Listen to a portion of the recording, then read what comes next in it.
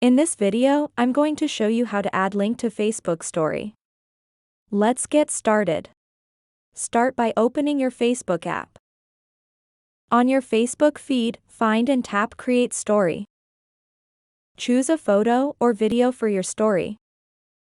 Tap the stickers icon in the top right corner. You might not see the link sticker here.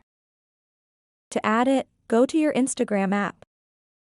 In Instagram, tap the plus sign above your story and select the same photo or video. In Instagram, you can find the link sticker in the stickers options. Tap on it and paste the link you want to share. Then tap Done and adjust the link's placement if needed. When you're ready, tap the arrow in the bottom right corner to post it on Instagram.